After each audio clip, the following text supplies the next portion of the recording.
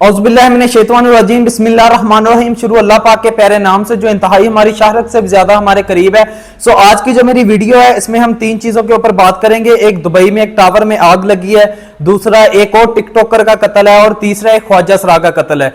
तो सबसे पहले हम स्टार्ट करते हैं टिकटॉकर के कत्ल से, और इसी के साथ मैं आपको ये चीज भी इधर बताना चाहूंगा कि 2025 में 4 टिकटॉकर कत्ल हो चुके हैं। सबके साथ कुछ ना कुछ ऐसे मामला हुए हैं कि कुछ ऐसी रंजिशों में उनको घर में घुसकर फायर मारा गया है, जिससे उनकी जिंदगी की सांसें एकदम से बंद कर दी गई, उनसे जीने का हक छीन लिया गया। और यह वाकया अभी कुछ दिन पहले ही रिपोर्ट हुआ है कि एक और टिकटॉकर जिसका पूरा नाम सैयदा समरा बतूल था और यह भक्कर में रहने वाली थी। और मैं ये चीज मेंशन कर दूं कि यह वाहिद पाकिस्तान की टिकटॉकर थी जिन्होंने आज तक अपना फेस रिवील नहीं किया था, क्योंकि इनकी ऑलमोस्ट 200 से ज्यादा वीडियोस सोशल मीडिया के ऊपर मौजूद हैं, लेकिन एक वीडियो में भी आप इनका जो फेस है वो रिवील नहीं देखेंगे। ये हिजाब के साथ प्रॉपर अच्छी वीडियोस बनाती थी, और मैं इनकी वीडियोस को इसलिए अच्छा बोल रहा हूं क्योंकि आज तक इन्होंने जितनी वीडियोस बनाई हैं हिजाब के अंदर, पर्दे के अंदर रहते हुए बनाई हैं। और दूसरा, ये बेसिकली लॉयर भी थी। तो इसके अलावा ये पाकिस्तान पीपल पार्टी की भक्कर में सदर भी थी उनकी पार्टी की तरफ से। इनका सियासी असर और रसूख भी था। ये बेसिकली लॉयर भी थी, एक पढ़ी लिखी खातून थी, और जो इनकी 200 वीडियोस हैं हिजाब में भी, तो ये प्रॉपर वैसी टिकटॉकर नहीं थी जो कोई फहाश कंटेंट बनाती हो। तो इसके हिसाब से इनकी जितनी वीडियोस थी वो टोटल जो थी वो लीगल राइट्स के ऊपर, इश्यूज की अवेयरनेस के ऊपर, उन सब के ऊपर इनकी वीडियोस मबनी थी। तो ये बेसिकली आम आवाम के लिए कंटेंट बनाती थी। तो इसके अलावा लेकिन आप खुद देख सकते हैं एक अच्छा असर रसूख भी था सियासी, लेकिन जितनी और पॉलिटिशियंस की जमातों की खवातीन है उन सब ने भी इनके हक में आवाज उठाई है। बेसिकली इनका काम यानी कि टिकटॉकर्स वाला नहीं था। तो ये बस इतना था कि अवेयरनेस की वीडियोस बनाती थी, जिसकी वजह से इनको टिकटॉकर का नाम दे दिया गया, क्योंकि ये एक्टिव थी सोशल मीडिया के ऊपर।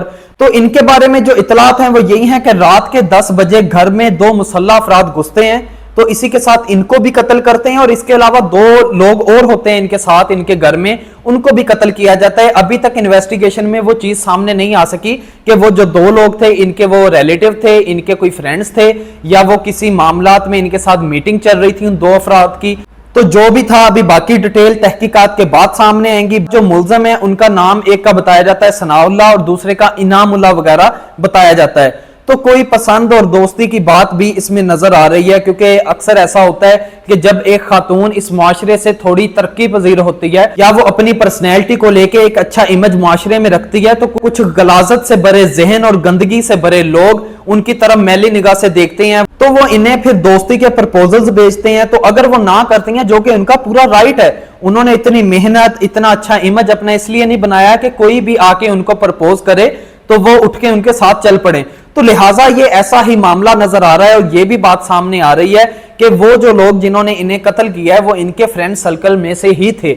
और ऐन मुमकिन है कि जैसे सना यूसुफ के कत्ल केस में भी ये चीजें सामने आई हैं कि मुल्जम और सना यूसुफ एक दूसरे को पहले से जानते थे। यही मामला इधर नजर आ रहा है कि हो सकता है मुल्जम इनसे पहले बहाने से मिलते रहे हों, एज आ लॉयर के हिसाब से इनको डील करते रहे हों, या एज आ कुछ अवेयरनेस की वीडियोस के मामले में इनके साथ डील करते रहे हों, क्योंकि जिस तरह के इनके ये मामला सामने आ रहे हैं वो एक सियासी असर रसूख भी रखती थी। हो सकता है उधर की ये पॉलिटिशियन अपोजिशन जमातों का भी ये काम हो सकता है। तो अभी तक जो मुल्जम है सनाउल्लाह और इनामुल्लाह, ये अभी तक अरेस्ट नहीं हुए हैं, ये अभी तक फरार हैं।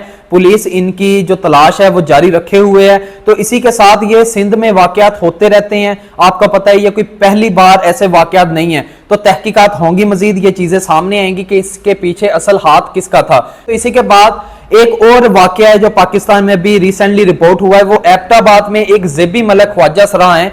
बेसिकली इनका जो तल्लक है वह सरगोदा से है, लेकिन ये रक्स करते हुए एक इवेंट के दौरान इनका कत्ल होता है, जैसा कि मुल्जिम इनको सरेआम आके गोलियां मारता है उधर।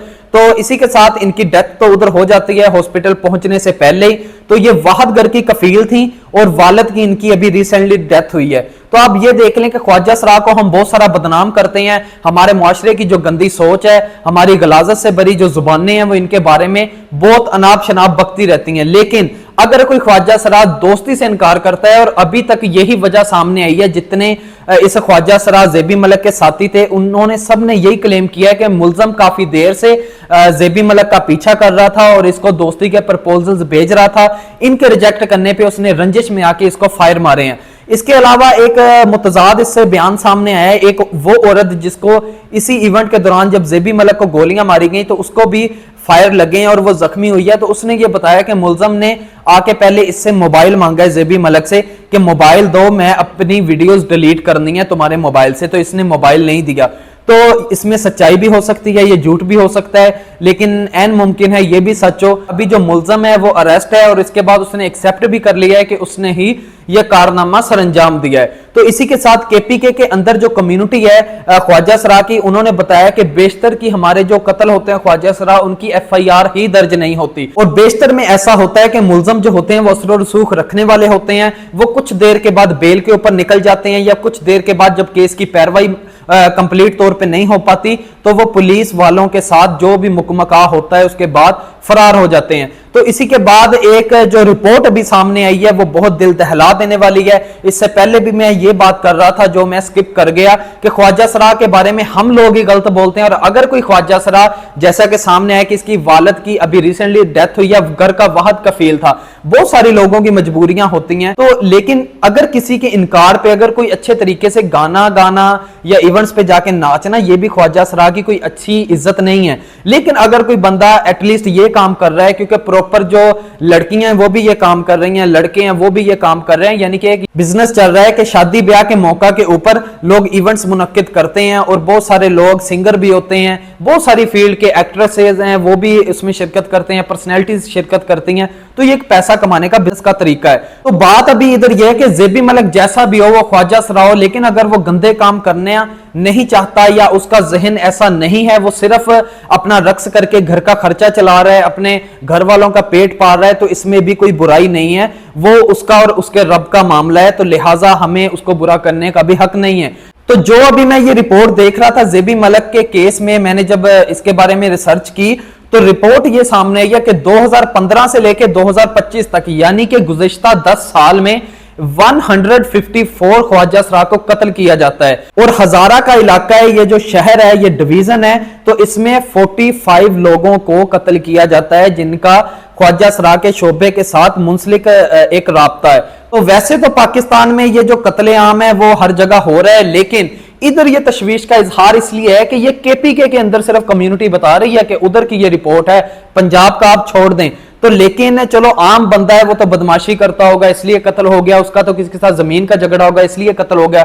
लेकिन अमूमन हमारी कम्युनिटी का जहन ऐसा है कि ख्वाजा सरा होके भी हमें ना क्यों करे, तो इसलिए इनको बेचारों को कत्ल कर दिया जाता है। या अगर ये थोड़ा सा आगे से अपनी मर्जी करने की कोशिश करें, यानी कि हम इनको गुलाम दर गुलाम हम समझते हैं कि इनका कोई हक ही नहीं है कि अपनी आगे से ख्वाहिश का इजहार भी कर सकें कि वो आपके साथ इवेंट पे नहीं आना चाहते, वो आपके साथ कोई डील नहीं करना चाहते, वो नेक्स्ट टाइम आपसे नहीं मिलना चाहते। सो यही चीजें जो इन बेचारों की मौत का सबब बनती हैं। तो मुझे लगता है कि आम निस्बतन जो कत्ल हो रहे हैं उनसे ज्यादा जो ख्वाजा सरा का लोग कत्ल कर रहे हैं, इन लोगों को उससे भी ज्यादा सख्त सजा देनी चाहिए, क्योंकि ख्वाजा सरा पहले ही एक ऐसा पिसा हुआ तबका है हमारे मुआशरे में कि हम इसका पहले ही अजाला नहीं कर पा रहे। तो इसी के साथ हम अपनी तीसरी न्यूज की तरफ बढ़ते हैं कि दुबई के मरीना टावर में आग लगी है। अभी गुज़िश्ता वीक की ये बात है कि उधर 67 मंजिला इमारत में आग भड़क उठी अचानक से।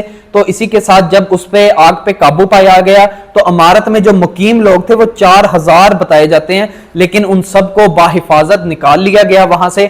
तो ये बहुत ही कम वाकयात ऐसे रिपोर्ट हो पाते हैं कि दुबई में ऐसे पूरे मॉल में या किसी टावर में आग भड़क उठे, लेकिन इधर के जो इंतजामात हैं वो अच्छे हैं, फौरन फिल वक्त कार्रवाई होती है और उस पर अमल किया जाता है। अभी एक भी जानी नुकसान जाने का मामला सामने नहीं आया है। तो यही चीजें हैं कि हमारी कंट्रीज को भी सोचना चाहिए। और मुझे लगता है कि अगर यही आग पाकिस्तान, इंडिया या बांग्लादेश के किसी टावर में लगी होती, जो इतना बड़ा टावर होता, 67 मंजिला उसकी इमारत होती, तो मुझे लगता है कि उसमें आग में काबू पाते ही तकरीबन 12 घंटे से 14 घंटे का वक्त लगता, तो एन मुमकिन है दूसरा दिन भी हो जाता। तो लेकिन साथ वाली इमारतों को भी उससे नुकसान पहुंचता और एन मुमकिन है कोई जानी नुकसान भी हो पाते। और एन मुमकिन ये भी है कि उसके पीछे भी बहुत सारी ऐसी चीजें और सामने आ जाती जो दिल दहला देने वाली होती और हम सब बैठ के रिपोर्ट कर रहे होते।